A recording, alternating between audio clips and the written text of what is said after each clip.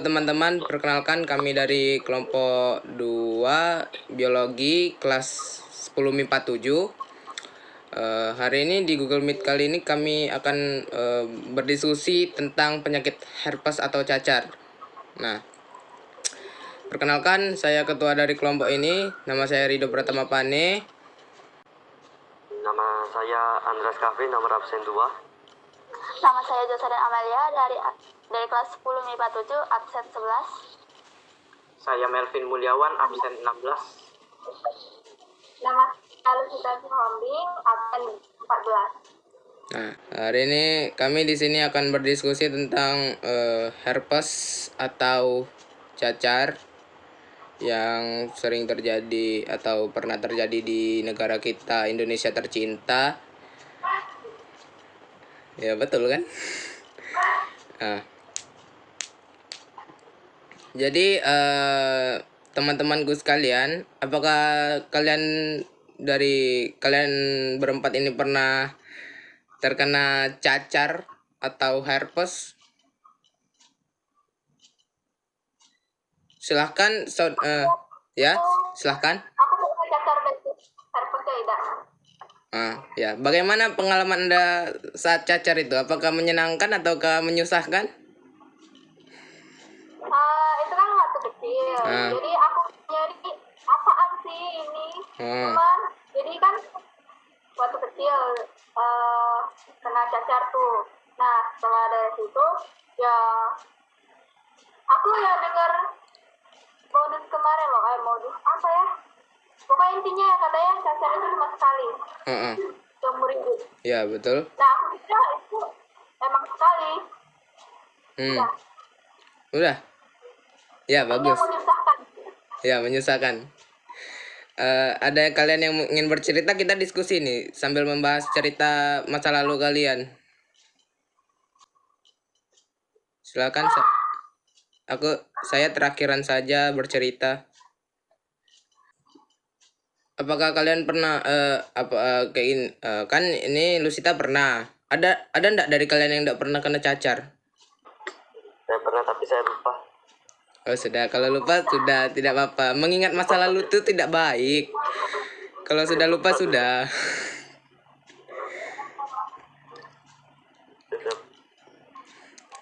Jocelyn, Melvin, apakah kalian ingat gimana rasanya itu? Jatuh. Habis itu? Tiba-tiba berkoreng galau. Tiba-tiba korengnya lepas galau. Sudah. Ya. Mantap pemirsa, ini ya diskusi ini dari ya sudahlah. Melvin, gimana pengalamanmu? Ya kalau aku sih pernah sih, kecil.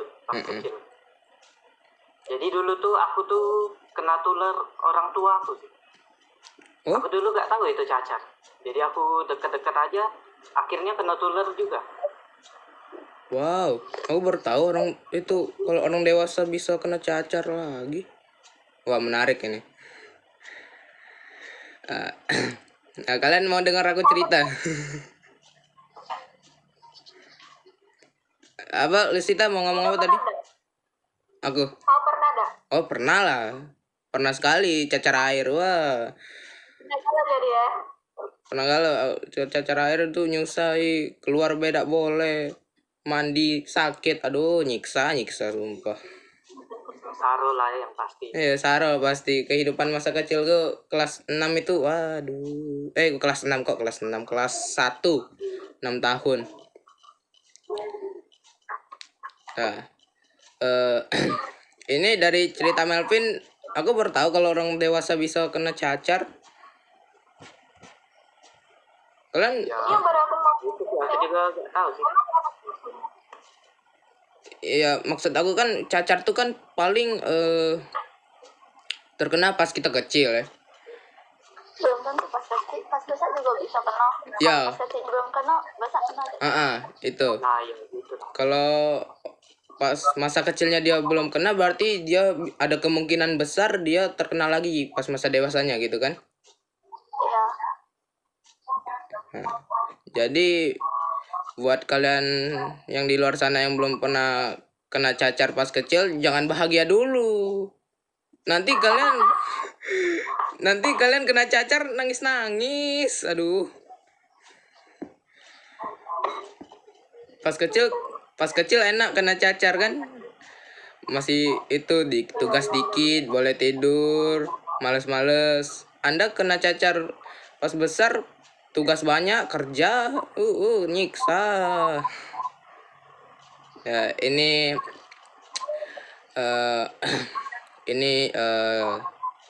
diskusi ini adalah sebagai pesan untuk kalian para orang-orang yang belum kena cacar pada saat kecil. Jangan berbahagia dulu. Nanti masa dewasa kalian kena cacar, bahaya loh, sumpah. Bukan cacar air, cacar api. Mending cacar air. Dapat cacar api sakit. Nah, kita bisa lupakan yang tadi. Adakah bahan diskusi yang ingin kalian bicarakan lagi? Mumpung kita masih di sini. Ada yang kalian bingung lagi tak biar kita diskusi ke? Itu apa tuh, gejala cacar air sama cacar api itu sama beda ya? Kalau menurut aku pribadi sih kayaknya cacar air sama cacar api itu gejalanya sama-sama bahaya atau beda ya? Bentar. Cacar air dari air, cacar api dari api. Wah gila. Masa muda anak-anak yang kena cacar air barbar sekali mainnya di api ya. Air.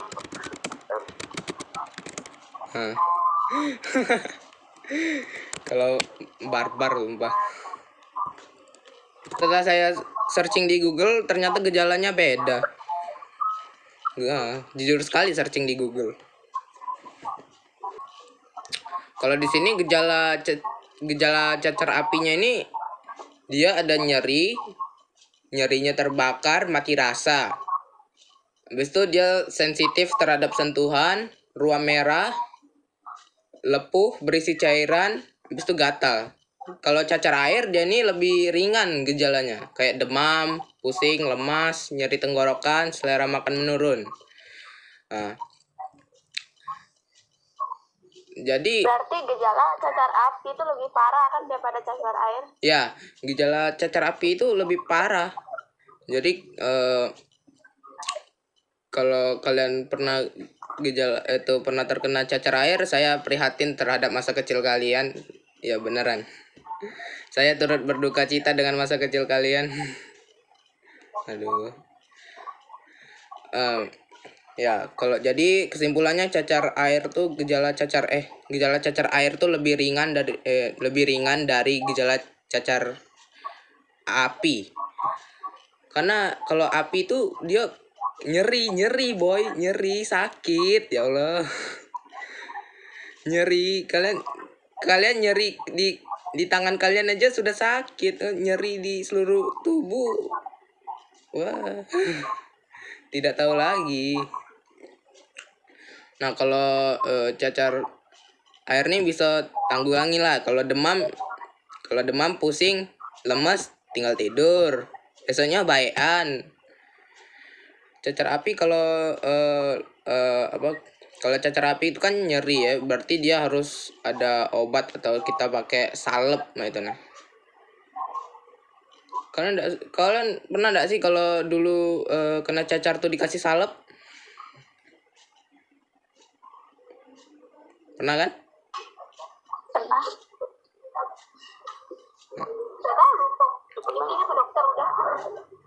Ya di dokter dikasih salep lah, kasih salep dengan obat. Habis itu dikasih saran banyakin istirahat ya dek. Iya pak.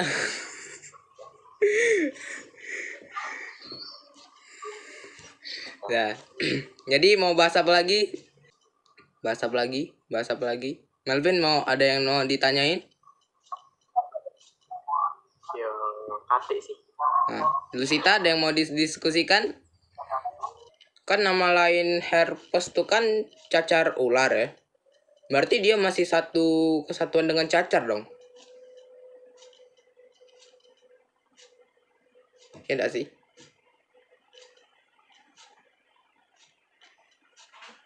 kan? Bisa jadi kan? Karena dari wawancara kemarin kan herpes dengan cacar tuh gejala dengan Satu keluarga. Hah? Ya lu Sita ngomong apa?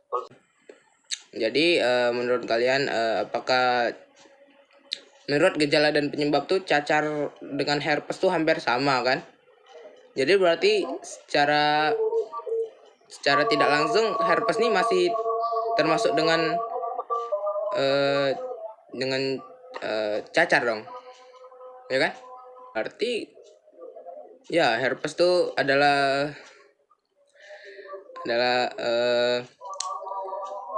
yang apa adalah rasa sakit dari semua cacar yang pernah ada. Herpes tuh rasa sakit itu. Ya itu menurut pendapat aku sih.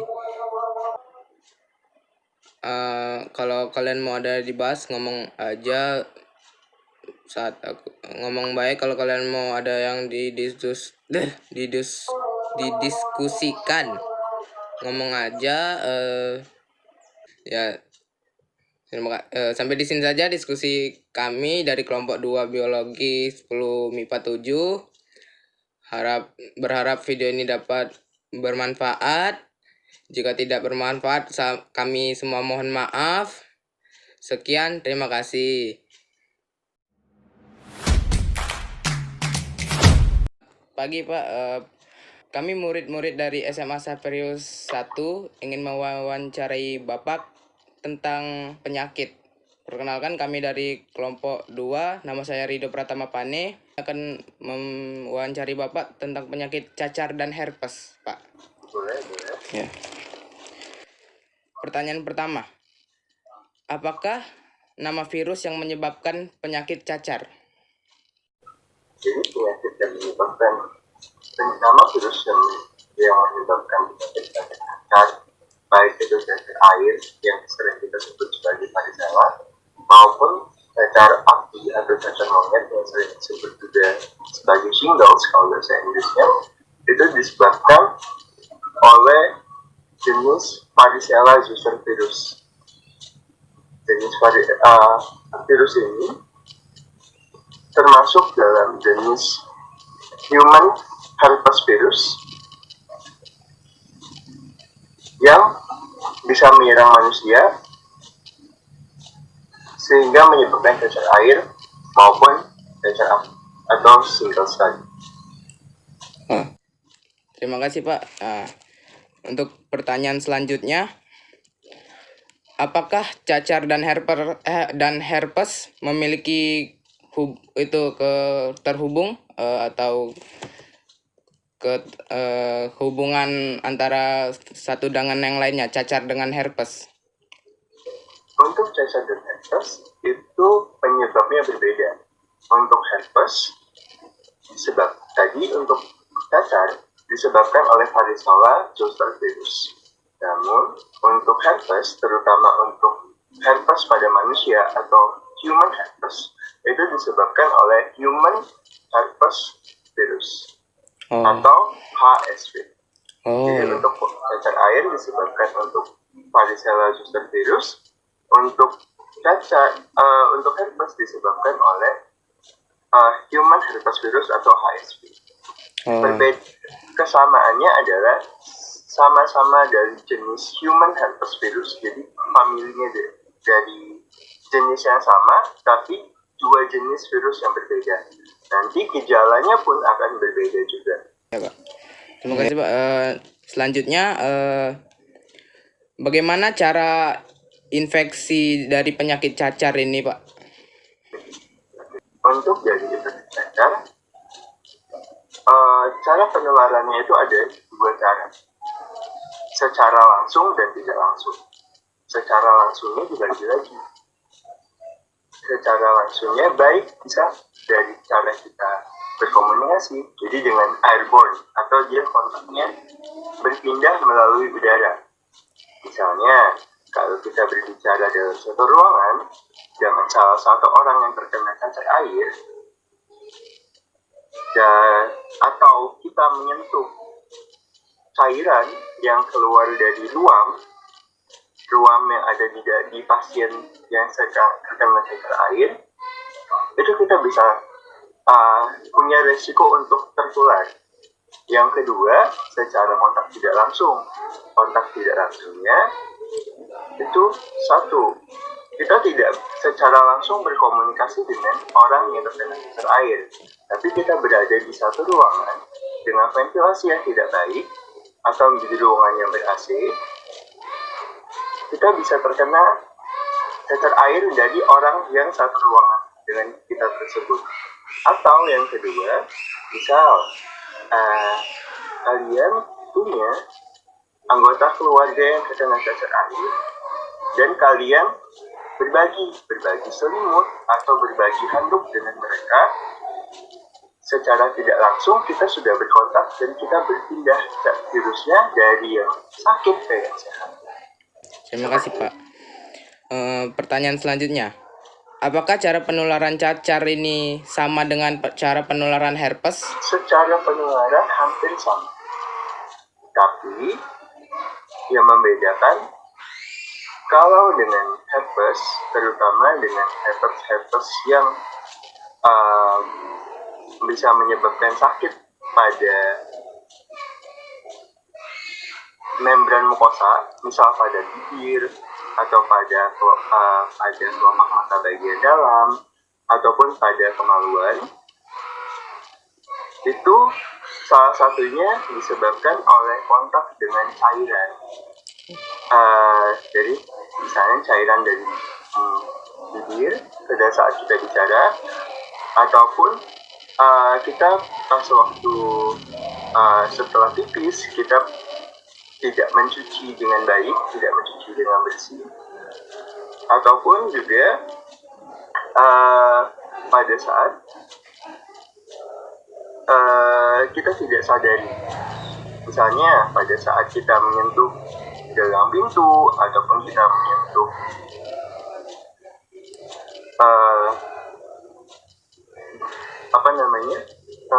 bidang-bidang yang tidak kita sadari kalau di situ ada virusnya, terus kita menyentuh bagian-bagian yang tadi saya bilang tadi. Saya menyentuh mata, menyentuh bibir, ataupun menyentuh kemaluan, tapi tangannya tidak dibersihkan. Iya, Pak. Baiklah, Pak. Pertanyaan selanjutnya, apakah ada ciri-ciri atau gejala khusus bagi yang menderita penyakit cacar, Pak? Untuk penyakit cacar, pada dasarnya semua gejala virus nanti mungkin sama. Untuk herpes juga akan sama. Sebagian besar gejalanya akan terbagi menjadi dua. Gejala pada saat sebelum timbul ruam, karena yang kita tahu cacar nanti yang paling unik dari cacar adalah ketika seseorang terkena cacar, dia akan terbentuk ruam atau bentol-bentol di dalam badannya. Nah, sebelum itu pun sebenarnya sudah ada gejala. Jadi pasien dengan cacar air 1-2 hari sebelum keluar bintil di badannya itu sudah bisa menularkan ke orang lain. Nah, 1-2 hari itu kita sebut dengan gejala prodromal. Gejala prodromalnya ada apa aja? Yang pertama bisa demam, terus juga bisa tidak enak badan, ataupun bisa nyeri kepala, ataupun juga misalnya mual, muntah, ataupun juga bisa lemas, jadi tidak mau ngapa-ngapain. Nah, nanti setelah 2-3 hari akan muncul gejala yang kedua. Gejala yang kedua ini disebut sebagai stadium erupsi. Jadi ada sesuatu yang keluar dari tubuh. Yang keluar dari tubuh pada cacar itu biasanya ditandai dengan adanya ruam pada badan. Pertama kali gejala khas cacar tidak semuanya seperti ini ya, tapi maksudnya sebagian besar orang-orang yang terkena cacar itu keluarnya dari muka dulu, dari wajah, dari bawah kuping, dia akan keluar ke seluruh wajah. nanti polanya dia akan masuk ke tubuh. Jadi dia akan terkena pada bagian-bagian inti dari tubuh. Wajah, badan, baru kemudian akan menyebar ke tangan maupun kaki. Tapi jumlahnya tidak akan sebanyak pada wajah, leher, dan badan. Nah, nanti gejala ruam yang keluar kedua ini itu juga unik. Uniknya kenapa? Akan terjadi perubahan stadiumnya, mulai dari ruam, jadi cuma hanya kemerahan saja, kemerahan yang gatal sekali. Nanti di atas kemerahan itu, ruam-ruam itu akan keluar bintil yang tidak berisi air, atau yang sering disebut sebagai papul. Jadi akan keluar papul-papul pada ruam-ruam. Tidak semua ruam akan terjadi papul, tetapi kemungkinan besar dari atas ruam akan timbul papul. Nanti dalam jangka waktu 12 sampai 18 jam maksud saya, akan berubah lagi. Berubahnya menjadi kantong berisi air, atau sering kita sebut sebagai vesikel. Kantong berisi air ini juga gatal sekali. Nah, stadium yang ketiga, nanti papul-papul ini akan berubah warnanya dari papul yang menjadi vesikel yang berisi air akan berwarna jernih. Nanti akan berubah sedikit menjadi kekuningan, lalu akan menjadi koreng atau krustal. Nah, ketika menjadi koreng, mungkin akan dalam jangka waktu 12 sampai 24 jam, koreng tersebut akan mengeras maupun nanti akan copot dengan sendirinya. Seperti itu. Oh ya Pak. Jadi bisa dikatakan cacar dan herpes ini memiliki gejala yang sama ya Pak? Secara umum untuk penyakit virus seperti itu. Tapi yang membedakan nanti dengan gejala herpes dan yang cacar, kalau cacar heboh, rame, seluruh badan bisa kena. Tapi untuk gejala herpes lebih cenderung akan timbul gerombolan gelembung-gelembung. Biasanya pada tubuh, pada muka, pada bibir, maupun pada kelopak mata akan timbul gelembung-gelembung kecil di bagian tipis-tipis di batas antara kulit dan mukosa. Jadi bagian membran mukosa ini akan kelembut titik-titik yang ukurannya mungkin kecil sekali, mungkin 1-2 mili, bergerombol, warnanya merah dan panas. Jadi lebih banyak ke arah panas dan sakit. Bisa juga tidak sakit, tapi dia keluar juga bintil-bintil seperti itu.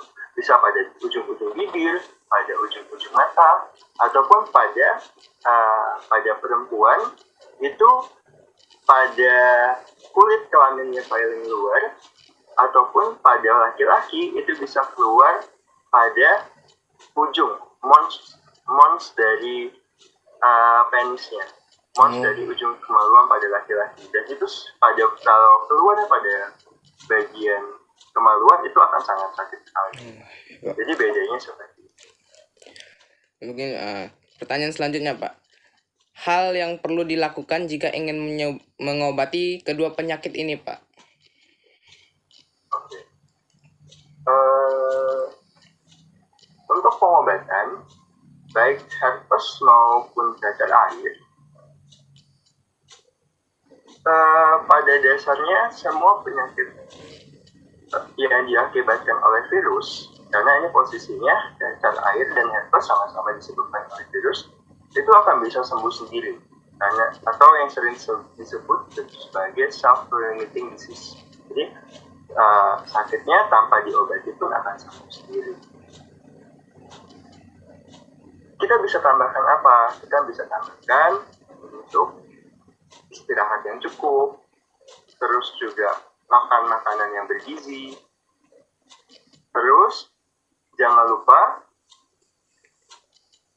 harus banyak minum, karena salah satu gejala dari cacar air maupun nanti dengan tipes adalah kurang nggak nafsu makan. Habis itu juga dia bisa mual muntah. Kalau seperti itu malah nutrisi yang harus masuk ke dalam. Dan untuk pengobatan yang paling penting dari pengobatan herpes dan cacar air itu harus menjaga kebersihan. Terus juga kalau memang misalnya ada demam, kita boleh kasih obat demam. Tapi kalau memang misalnya sudah mengganggu, misalnya lemas sekali, saya tidak mau ngapa-ngapain di rumah, terus juga ada mual muntah, itu harus segera dihentikan supaya bisa dinilai kembali dari dokter apakah membutuhkan obat tambahan, yaitu obat antivirus. Terus juga untuk herpes, apabila dia terjadi di bibir, di muka, di mulut, kita juga bisa kasih obat untuk mencuci mulut. Obat kumur untuk mencuci mulut juga bisa membantu untuk menjaga supaya mulutnya tetap bersih. Seperti itu. Pertanyaan berikutnya, bagaimana cara pencegahan agar kita terhindar dari kedua penyakit ini, Pak? Jadi untuk pencegahan, untuk cacar dulu ya, pencegahan pertama itu pada usia muda, karena cacar itu juga menyerang anak-anak, walaupun tidak selalu akan menyerang anak-anak, bisa juga menyerang orang besar. Pencegahan pertama itu bisa diberikan vaksinasi cacar air untuk bayi-bayi atau bayi-bayi kecil dengan usia 0 sampai 5 tahun. Itu sudah boleh diberi. Nanti untuk jadwalnya bisa datang ke puskesmas ataupun ke rumah sakit melihat apakah adik-adiknya bisa diberikan vaksinasi. Yang kedua, vitamin dengan pasien itu mungkin yang sudah untuk jangan masuk dulu, baik itu ke sekolah ataupun ke kantor. Mungkin ada beberapa orang yang kebal dengan cacar air karena dia sudah pernah mengalami cacar air dulu, tapi mungkin juga ada orang yang belum pernah terkena cacar air. Pencegahan yang kedua, kita yang terkena cacar untuk mengisolasi diri dulu. Mengisolasi diri, dia harus memakai masker walaupun di rumah, karena siapa tahu dia punya adik ataupun dia punya orang tua yang belum terkena cacar air. Isolasi mandirinya bisa sesuai dengan kemungkinan dia bisa menularkan dari 1 sampai 2 hari sebelum gejala ruang keluar sampai dengan orang yang terakhir yang dia butuh. Jadi dari vertikal atau bitil yang ada airnya tadi sudah menjadi korennya semua 1 sampai 2 hari, berarti fase dia untuk menularkan ke orang lain itu berarti sudah selesai, hingga penyembuhan dalam tubuh saja. Setelah itu dia boleh bisa keluar. Itu juga salah satu pencegahan. Yang ketiga itu apabila kalau memang misalnya ada orang yang terkena cacar air di rumah, seharusnya baju, handuk, dan selimut dipisah. Jadi tidak boleh saling menggunakan handuk, baju, dan selimut untuk meminimalisir penularan. Dan yang terakhir, pencegahannya adalah dari kita sendiri yang sehat. Kita harus rajin cuci tangan. Terus juga kalau memang misalnya kita merasa juga tidak sehat, kita pakai masker ketika keluar atau kita makan cukup. Untuk herpes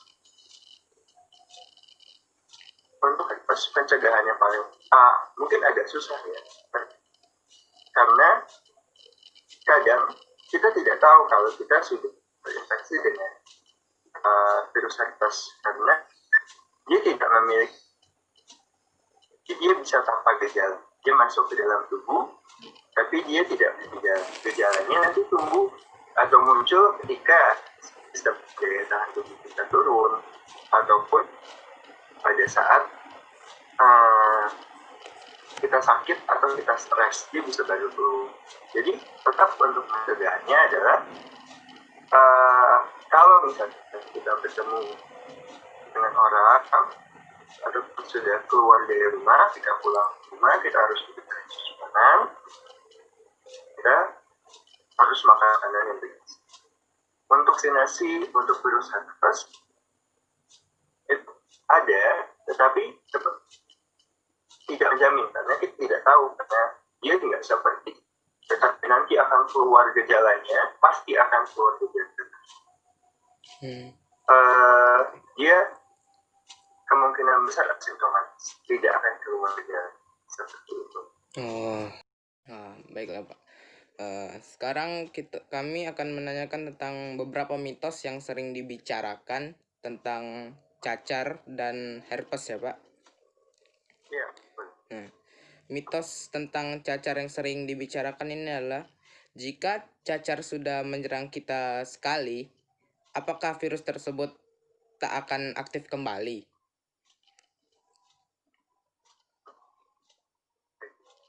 Jadi, apabila seseorang terkena cacar,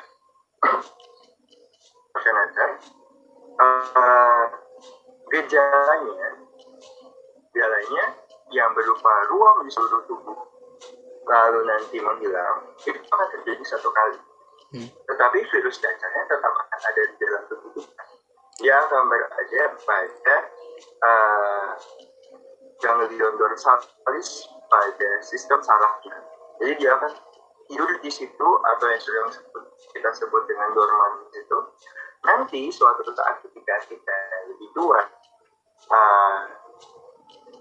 ketika misalnya badan kita sistem imunnya tidak sebagus sekarang, ataupun kita ada sakit, ataupun misalnya kita mengkonsumsi obat-obatan karena yang menurunkan sistem imun, itu dia akan timbul lagi, dia akan muncul lagi, tapi bukan sebagai cacar air, tetapi dia akan timbul sebagai cacar api, ataupun yang disebut sebagai shingles. Jadi dia akan timbul di salah satu sisi tubuh sesuai dengan persyarafannya, sesuai dengan dimana si virus cacar air itu akan tidur atau dorman. Nanti dia akan keluar di situ, yang sering kita lihat sebagai seperti sabuk, bisa pada muka, pada badan, pada perut, seperti itu. Nah, jadi untuk cacarnya akan keluar lagi seperti yang sama, itu kemungkinan besar tidak. Tapi dia akan keluar dalam bentuk yang lain. Nah, untuk herpes sama, dia akan, ketika kita sudah terinfeksi virus herpes, dia akan tinggal di dalam sistem saraf juga, di ganglion besar yang ada di pembuluh saraf. Misalnya kalau di muka itu ada namanya ganglion trigeminal, ataupun kalau misalnya di badan ada ganglion thoracalis, dan dia akan tinggal di situ, dan dia akan dorman juga. Sewaktu-waktu ketika sistem imun kita turun, dia akan bisa timbul lagi gejalanya. Gejalanya untuk yang herpes akan sama. Jadi akan keluar bintil-bintil lagi di muka, di tepi bibir, kelopak mata, ataupun di tempat-tempat yang lain. Jadi itu perbedaan. Baik Pak, ini untuk pertanyaan terakhir tentang mitos herpes. Apakah perempuan yang menderita penyakit herpes tidak dapat hamil Pak? Tidak dapat memiliki bayi?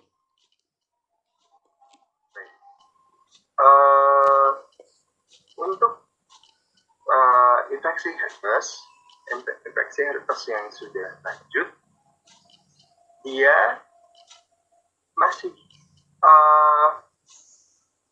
memiliki kemampuan untuk masih memiliki kemampuan untuk memiliki keturunan. Hanya yang kita takutkan, kalau misalnya herpesnya tidak ditangani terlebih dahulu, itu bisa nanti akan menularkan ke bayinya sendiri. Jadi nggak ada bilang kalau ketika herpes, orang dengan herpes atau perempuan itu tidak bisa punya anak lagi, itu tidak. Jadi yang kita takutkan malah ketika herpesnya tidak diobati, dia bisa menularkan ke anak. Untuk kasus-kasus seperti itu harus segera berkonsultasi dengan tenaga kesehatan. Terima kasih Pak untuk kerjasamanya dalam mengikuti wawancara kali ini. Kami dari kelompok 2 mengucapkan terima kasih kepada Bapak, dan terima kasih juga Bapak yang sudah ingin menanggapi kami dalam wawancara kali ini. Sekarang kami akhiri wawancara ini. Bapak dipersilakan untuk keluar dari ruang rapat. Terima kasih pada kelompok 2, pada Dido, pada Martin, dan kita Giselin dan selamat siang. Selamat siang Pak. Tadi kita sudah mewawancarai Dr. Gregorius mengenai penyakit cacar dan herpes. Mungkin masih ada dari kalian yang masih belum paham atau kurang jelas audionya. Maka dari itu kami sudah meringkas jawaban dari Dr. Gregorius mengenai penyakit cacar dan herpes, yaitu nama virus penyebab penyakit cacar dan herpes adalah Varicella zoster untuk cacar dan herpes simplex virus untuk herpes. Dan kedua virus ini merupakan herpes human virus atau satu famili. Gejala pada penyakit cacar dan herpes yaitu pertama, pada saat sebelum timbul ruam, 1-2 hari bisa menular ke orang lain. Gejala prodromal seperti demam, tidak enak badan, sakit kepala, lemas, mual, dan muntah. Dan gejala kedua atau 2-3 hari disebut stadium erupsi, di mana terjadi perubahan mulai dari ruam yang kemerahan atau gatal akan keluar popula atau tidak bersih air dari wajah, lalu bawah telinga dan tubuh atau badan. 8-18 jam kantong akan berisi air atau gatal. Dan stadium ketiga yaitu papula akan berubah warna lalu menjadi koreng. 12-24 jam akan mengeras dan terlepas dengan sendirinya. Perbedaan penyakit cacar dan penyakit herpes yaitu pada penyakit cacar, ruam yang ditimbulkan itu ramai dan heboh di seluruh tubuh. Dan sedangkan pada penyakit herpes cenderung gerombolan gelembung-gelembung kecil yang berada pada daerah dekat bibir dan bibir. Cara penularan cacar dan herpes yaitu pada penyakit cacar langsung dengan berkomunikasi atau melalui udara. Yang kedua, tidak langsung. Tidak berkomunikasi secara langsung tetapi tidak ada ventilasi di ruangan tersebut. Anggota keluarga atau dalam kurung berbagi barang. Dan pada penyakit herpes, cara penularannya yaitu tidak mencuci dengan bersih, tidak secara sadar dalam memegang pintu, dan lain-lain. Cara mencegah penyakit cacar yaitu yang pertama diberikan vaksin dengan cara pergi ke rumah sakit dan lain-lain. Yang kedua, mengisolasi diri dengan cara isolasi mandiri dengan memakai masker dan lainnya. Yang ketiga, tidak berbagi barang pribadi. Dan yang keempat adalah melakukan pola hidup sehat. Cara mencegah penyakit herpes yaitu yang pertama dengan menjaga sistem daya tahan tubuh. Yang kedua dengan vaksin, namun cara ini belum menjamin. Yang ketiga adalah makan sehat. Untuk pengobatan penyakit-penyakit tersebut sebenarnya dapat sembuh dengan sendirinya, namun dapat dibantu dengan istirahat yang cukup, makan makanan bergizi, dan banyak minum. Dan untuk mitos penyakit cacar dan herpes yaitu yang pertama, apakah benar cacar hanya menyerang sekali seumur hidup? Dan jawabannya adalah ruam-ruamnya akan terjadi sekali, namun virusnya masih ada. Sehingga apabila imun tubuh kita turun, maka virus tersebut masih bisa menyerang, namun kali ini akan muncul cacar api. Dan yang kedua, apakah benar perempuan yang menderita penyakit herpes tidak dapat hamil lagi? Dan jawabannya yaitu perempuan tersebut masih bisa hamil, namun dapat menularkan ke bayinya. Nah, maka dari itu segeralah ke dokter untuk konsultasi mengenai penyakit herpes ini. Inilah akhir dari video diskusi dan wawancara kami kelompok 2 mengenai penyakit cacar dan herpes. Sebelum kami akhiri video ini, kami ingin berterima kasih sebesar-besarnya kepada Dr. Gregorius Abram Nucifera yang telah mengizinkan kami untuk bergabung dalam wawancara ini. Dan kami ingin berterima kasih kepada kalian yang telah menonton video ini. Semoga video ini dapat bermanfaat dan menambah ilmu kalian mengenai penyakit cacar dan herpes. Terima kasih.